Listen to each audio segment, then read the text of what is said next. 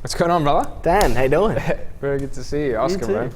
So we got Oscar Jamison with us today, and Oscar, actually, you own Vibes AV, right? Yeah, so I run like a small DJ hire, AV hire company. It all kind of just started for me playing house parties when I was 16 years old and developed into what it is today. So yeah, no, it's a good route. I mean, I started just playing on simple controller stuff at friends' parties, just developed from there, networking, started promoting nightclubs, and all of a sudden I was DJing every second weekend or every weekend from there. So yeah. Right. And what does your life look like now? I know you've had a few crazy days at least. Like it's been... I mean, look, a lot of us when we start DJing, we kind of want to be that guy up on the stage, you know, center of attention kind of thing. I've always been really passionate about my music, so I never really saw myself as that guy up on stage. I always just felt passionate about what I was doing, and you know, the creativity behind it, how you know everyone gets to kind of control the room full and create their own vibe. I guess that's where vibes came from as well, because it just goes hand in hand with DJing, and the vibe is essentially the biggest part of DJing, I feel. So when you say vibes, you're kind of talking about like the feel when you connect with the people, or is it more about creating something? I think it's creating something as well. A lot of the time, DJs go into a gig knowing what they want to play or knowing what the audience wants to hear, but a real DJ will show the audience what they didn't know they wanted to hear. So it's about creating something and then, you know, showing them something new which they didn't think was possible. It's an experience, you know, and that's the biggest part of it, I think. Yeah, right. And so experiences, let's talk a little bit about your early experiences. So if you cast your mind back to, let's say one of the first parties you ever DJed. Like, what was one of the memorable things that happened? It could be good. It could be maybe something that went wrong initially. Always things are going wrong. You know, I think in the first few years of DJing, I witnessed everything that could go wrong, and it always went wrong. And it seemed to always happen to me and not other people as well. But you know, simple things like computer freezing when you're using controller and you're not using USB, so you have to shut it off, reboot your computer whilst everyone's kind of sitting there tapping their thumbs, being like, okay, this is a little bit awkward. But small things like people tripping over cables, cutting sound systems, dropping decks, not having the speakers propped up properly, so the speakers fallen into the crowd before. So yeah, luckily it had public liability insurance. But nobody was hurt, obviously. But, excellent. Look, there's so many things that can go wrong. I mean, I think the simple one for most DJs, which I'm sure you've experienced, is pushing the cue on the wrong deck. Pushing cue on the song that's playing, and then all of a sudden the thing cuts out, and then you freak out and you press play and you're like, nothing happened. So it's one of my favorite videos to watch on YouTube, which is like famous DJs fail. You know, hitting the play button, and then all like on the track that's playing, and all of a sudden you go from, you know, partying to like and it's just like oh.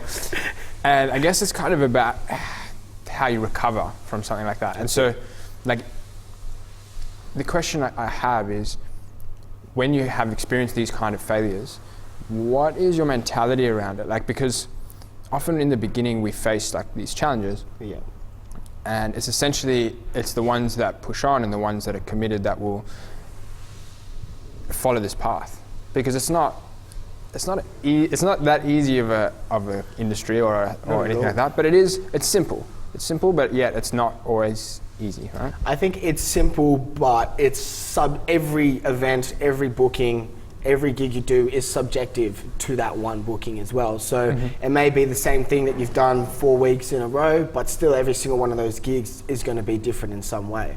And that's something I think you need to have nerves of steel. As running the DJ hire company, I've had DJs come and go, because great DJs, but they weren't able to put up with their nerves in the situation where somebody would make a song request or something like that, because I felt like they wanted to make sure that every mix was perfect and every single song they played was perfect. But at the end of the day, it's not the reality unless you've got a pre-recorded practice set which you've nailed down to the niche. So nerves are steel, and you need to be open to experimenting as well, because you're never going to learn what's good and what's not if you don't experiment. And experimenting isn't dropping one song for one type of audience. It's dropping that one song for 5 to 10 different types of audiences to see if it does fit in somewhere good as well. So it's like testing and playing out and that kind of and stuff. you need to not get nervous about doing that, because you're not going to learn any other way. You're not going to learn crowd reactions by playing that song to your friends in your room kind of thing. You really need to put it out to an audience where it's subjective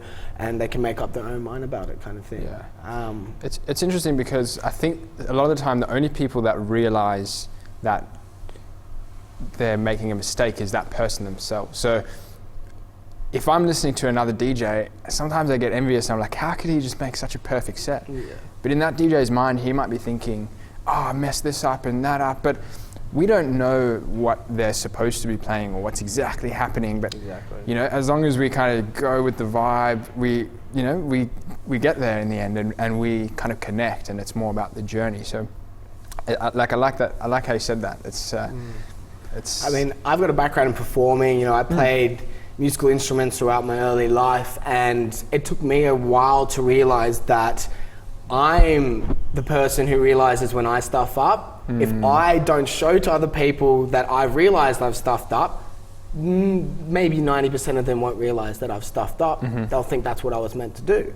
You know, so it's the trained ear are the only people that really pick up on the minute little details.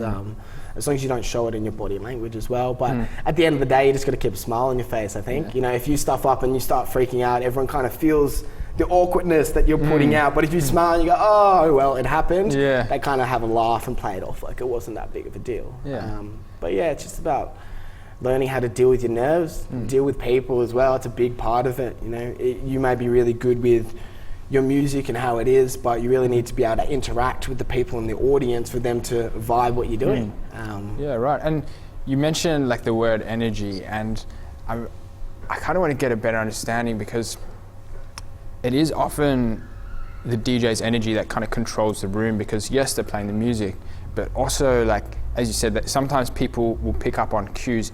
If you feel like you've made a big mistake and you may be trying to hide it, or you know, trying to do something sneaky, people will pick up on that. So like, can you maybe elaborate a little bit on, you know, how a DJ holds that energy, or maybe like how you would maybe elevate your energy? With all of my sets, I try to, I was going to say start slow, but isn't technically right. It's the energy of the song. It could be 150 BPM, it could be 75 BPM, but that's the speed of the track, and but they still could provide the same energy. So I think it's about taking people on a journey from start to finish. You're not going to dive straight into the heavy dancing stuff right at the beginning of the set. You're going to build up to it. So you're taking people from 0 to 100 by the end of the night, and that's the energy level that I see. I mean, if you start from 50%, then you've got to know how to gradually build yourself up to 100%, because once you get to 100%, there's no furthering it. And that's why, you know, when they have a DJ lineup, they have entrance DJs, you know, support DJs, etc. And they build up the night throughout the night, with the headliner obviously ending with the most energy, or usually ending with the most energy there. And that's how you need to structure your sets as well. Yeah, right. And then you might even have someone who winds down that energy later, if that's the way that it's going. Yeah, you know, and if it's outside of Sydney and, you know, we don't have the lockout laws in place, then maybe they'd probably have a closed DJ until about 4 in the morning. But maybe not around here. Hopefully in a few weeks' time when the lockout laws are gone. And so from my understanding, a lot of your initial DJing was mobile DJing and going around. And I know now that you do also some work in clubs as well, or pubs. So what was that transition like to, like, how did you find that different? Obviously, as a mobile DJ, you have to have those longer sets. You have to be the one who takes, you know, the whole journey.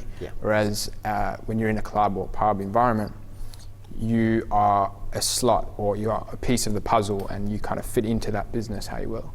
So how was your transition into, because you still do the mobile stuff, but maybe you can elaborate on.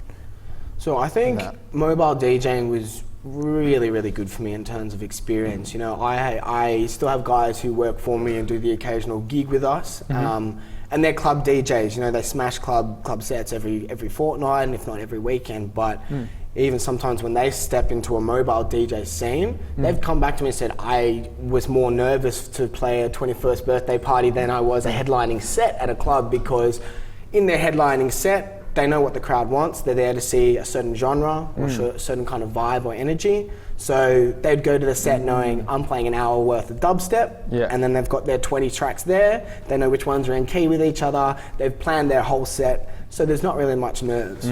Whilst with mobile DJing, you need to show up to the gig not really knowing too much about what people want, take song requests and still manage to blend song requests in with what you were doing without making it seem out of time with each other or just not the experience I was talking about, the journey from start to finish. You know, it's going to be a smooth linear line up to the finish rather than stop, start, stop, start, stop, stop, high energy, low energy kind of thing. So, and I think as well, like when it comes to weddings and when it comes to mobile DJing, it's a lot of the mixing styles are quite different. So I guess maybe you could talk about that. Obviously, that resonates with you, what I just said also. Yeah, definitely, because I mean, I love my house music, always been about playing my house music. And you know, when I started this business, I didn't think about the fact that the vast majority of people are going to want to hear pop, R&B music. And I wasn't that skilled in mixing that kind of stuff. I was used to mixing tracks where there wasn't many vocals. So at the start of pop and R&B tracks, you usually only have a very small window to do a mix before a vocal drops in. So it's a lot about playing those tracks and knowing those tracks well enough to know where there's a good spot to bring it in. I mean, with most of my mixing, you could put a structure to it. You know, you could put a structure to most mixes, but you still need to know the song, and it's always subjective to the song itself. So knowing your music inside and out was a massive part of that. And I was able to learn about music I wouldn't listen to in my own time by going out and doing various corporate weddings, birthdays, whatever it may be. You know, even sometimes I've been doing business launches where they wanted me to play reggaeton or some sort of style of Spanish music or whatever it is. And I found throwing myself in the deep end and then just being able to learn to mix across any genre, any BPM was the most beneficial thing I've ever done for DJing. I'll never plan a set now. I'll, you know, maybe throw 50 to 100 songs into a playlist, more than that, and then just wing it on the night, because you got to really read the crowd as well, and, and move forward from there. Yeah, excellent. I must say also I really enjoy like the corporate gigs, because it's interesting. A lot of people, like the night can start and you might not even really be mixing, you might just be dropping in a song and then maybe just fading it across. You're the fader for the beginning, and then these people spend a lot of time with each other, like they're with each other all day, and by the end of the night, like sometimes you get the best parties out of the corporate gigs, and it's rewarding because they are generally quite grateful and courteous and sometimes a bit more respectful than maybe a bunch of, you know, sweet 16-year-olds. I think it's give and take though. It's always subjective. It's exactly, as you said, every experience is different, and I guess that comes with experience. And I guess I might ask about the equipment that you first started on. What do you remember what the first equipment was? And also, if we reverse even a bit further, can you remember the moment where you thought, I'm going to buy some DJ equipment? I do remember. What was that touch point? What was that last touch point that you So I've always been a musician. I actually started producing music before I started DJing. My brother picked up the machine beat pad. I was probably about 15 years old at this point in time, and he never used it. So I jumped on it, claimed it as my own, and started producing music for 2 years before I even started or picked up DJing. But I picked up DJing mainly for the reason to market my own music, because I wanted to be a music producer. I've written music throughout my whole life, and that was my true passion. So I picked up the decks to market my music, basically. I bought a simple $100 record box controller off eBay, nice and cheap, really good to learn off to get me started on a laptop. And yeah, as I said, it was only $100, and it was definitely worthwhile. One thing I was thinking about when you brought that up is the fact that I constantly upgraded over the years, and I felt like I upgraded in small steps. And now that I look back, I really wish that after I got my first set and learned a lot more about DJing, how to use the equipment, that I just did the one big upgrade rather than doing all these little upgrades in the middle. I think a lot of DJs, and especially producers, you know, we love fancy toys. We love toys, and you know, I have some equipment that I barely ever use, and I can't bear to get rid of it. And so then maybe even reversing further, when you started to produce music, and I guess you the controller was there, you had it in your environment, but Was there a reason that drew you to that controller? Do you maybe remember thinking like, oh, this is cool because... Not really, honestly. I thought I liked it mobile. You know, it was a tiny unit. I remember back when I was younger, I was getting a lift home from work with my dad, and I was able to sit my laptop and my controller on my lap whilst I'm sitting in the car, having a practice mix on my way home, just with some headphones on, kind of thing. So I think the portability was a massive part of it. That and the price, because obviously you can. If you look at the spectrum of DJ gear, you've got $100 up to $10,000 plus. So. There's really a big range of equipment. I guess in my mind, it seems like to you, it was just the next musical instrument to master. Yeah. You saw it as, hey, this is a bit of a wacky kind of instrument that I could, it seems like a reasonably low barrier to entry. The gear's here, like it's easy enough to kind of get started. So let's just like have a feel. And then obviously you enjoyed it. You enjoyed the process. Yeah.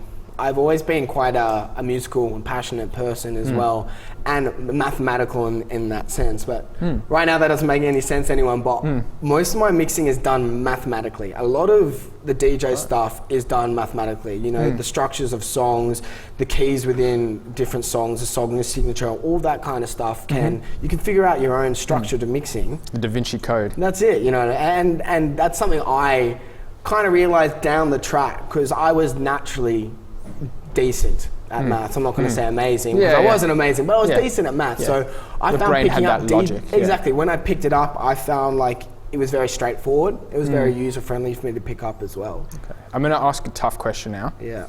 Shoot. The future. So at the moment, you're really putting your heart and soul into your AV business, renting out gear, doing parties, really hustling, and I want to know what's the big picture? Like, do you have something that excites you? What's your, yes, this is my why? That is a good question. That's a big question. Look, as I said, I've always been passionate about writing music. Writing music's always been the pinnacle of what I wanted to do within music. Everything else is just something that goes hand in hand with what I want to do. As I said, I was really ambitious, and I didn't want to be working in hospitality whilst, making music my side gig. I wanted music to be my full-time gig. So I kind of just wanted to get involved with absolutely anything possible to do with music. I've done a range of things over the years, from running events, nightclub promotions, being a DJ, being an acoustic performer, a rapper at one point as well, a hip-hop producer. So as much creative juice as you can. Yeah, exactly. And even squeeze. to this day, any creative thing that has to do with music, I'll jump on it instantly. Even if there's no money involved, I just like being a part of projects and around other creatives as well. But I really want to write music and release music and be able to play my own music and have other people know my music or vibe and feel the atmosphere that is created from those live sets of my own music as well. Spread the joy, spread the vibes. Yeah, that's it. And okay, I'll end with this one, which is there any word of advice? We've got a lot of different types of people that might be watching this, and I might want to know a certain thing that only you could tell me, or maybe you have some word of wisdom that you learnt from a show that you might have done, or it's just something. Do you have any last kind of That's a tough one. That's a really tough one. Yeah. I think persistence is key. It's you start DJing unless you're an extremely popular person with friends who already run events or something like that. It's going to be hard for you to get your foot in the door with gigs. So I think persistence is key. Just keeping on at it. Carry on. That's it. Just keep on going. And if somebody says no, don't let that bring you down, because I've been told numerous times. It was partly why I started my business. I found that within Sydney, at least, it was quite pretentious. It was hard to get yourself in the door with nightclub promoters if you weren't going to bring 20 people to the event or whatever it is. So I kind of said, I'm not getting hired on skill, it's getting hired. They look past the skill and look into something else when you're an entry-level DJ. So I think persistence is key. And there's other people out there who've got massive names for themselves, but don't have the experience kind of thing. But I think the experience trumps all. Just keep on at it, keep on making your own art, and hone it as your own as well. Don't follow what other DJs do. Try to make it yourself. It's a creative process, so you got to do you as well. Excellent. So it's be creative, and then also just be persistent. Show up, keep at it, because it's always going to push you to that limit, right? You'll always get to a certain point where it feels like this is a little bit too hard for me. Yeah. And it's as you pass that apex, like that's when the ball starts rolling, as far as I'm concerned. So, and be confident in yourself once you get to that point as well. It took me many years of doing mobile DJ gigs to learn how to be confident in myself, you know. If somebody told me they didn't like the song, you know, when I first started DJing, I'd be like, oh, I'm sorry, and change the song. But then now that I'm a bit more confident in myself, you know, you look around the room, you read the vibe, you see other people are dancing, and then you let them down politely. I'm like, look, other people are enjoying this right now. You know, just because it doesn't suit your music taste, you know, I'm gonna make sure everyone else is happy, and then I'll play your song next, kind of thing. And you know, if not many people are happy, if you're the only one happy, I'm probably gonna turn it off then. Yeah, you do you, and I'm gonna kind of just do what I want to do. So be confident in yourself. You know, we get hired as once you're at the track where you're getting hired to and getting paid to DJ, you get hired to tell people no if they make a song request. You're the professional, right? Exactly, and that's why you're getting paid and not the audience. Yeah, they're there having a few drinks and that's it. Cool. All right. Well, thanks, bro. I really appreciate Thanks for having me in. Yeah. I love being here and love being a part of it. So yeah, awesome. All right, let's jump on the decks. Master Jamison, we're gonna hit up a little mix. Yeah. All right. Legend. Let's feel some vibes, shall we?